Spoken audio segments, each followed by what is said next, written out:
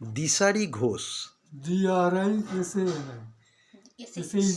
গোবরডাঙ্গা, উত্তর 24 পরগনায়। আমি সত্যজিৎ ঘোষ এখন এসেছি দিশারিদের বাড়িতে। ওর হাতের কর্মকুশলতা দেখে আমি অবাক। ও খুবই ছোট, কিন্তু এই বয়সে ও যা কর্মকাণ্ড দেখাচ্ছে, অনেক কিছু আমরা ওর থেকে শিখতে পারছি। দেখুন, একটা একটা করে নজির দেখাচ্ছি। এটা কি? এটা একটা গিফট বক্স। দেখুন খুলছে, ওর নিজের হাতে তৈরি করা। এটা চকলেট ছিল তখন ভালো লাগছিল, এখন ভালো লাগছে না। ওর নিজের হাতে তৈরি করা এই দৃশ্যটা দেখুন কত সুন্দর করেছে। ওর এই ধারণা, এই জ্ঞান, এই হচ্ছে যে বক্সটা আপনারা দেখলেন ওর মায়ের বাবার ম্যারেজ অ্যানিভার্সারিতে এটাও তৈরি করেছে নিজের হাতে। এই যে ওর বাবা মায়ের ছবি চারিদিকে দেখুন, এবং এর পুরো কর্মটা ওর হাতেই হয়েছে। এটা উনি ওই তৈরি করেছে। এই দিশারি ছোট্ট মেয়েটা ওর মা বাবার ম্যারেজ অ্যানিভার্সারিতে উপলক্ষে এটা বানিয়েছে।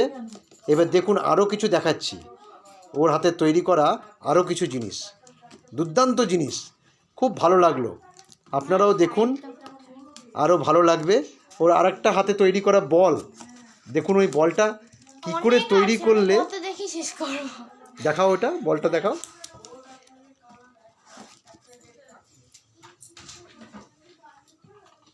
এই দেখুন এই বলটা কাগজ দিয়ে তৈরি করেছে। এই বলটা কি সুন্দর লাগছে দেখতে, অল্প একদম, খুব ছোট্ট মেয়ে। দেখুন এই ছোট্ট মেয়ের হাতের কাজ কত সুন্দর লাগছে।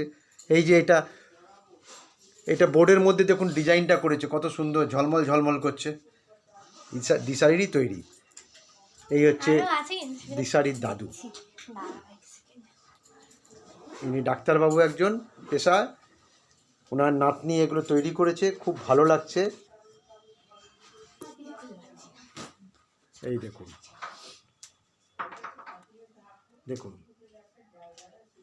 ও বাড়িকেও সাজিয়ে রেখেছে খুব সুন্দর।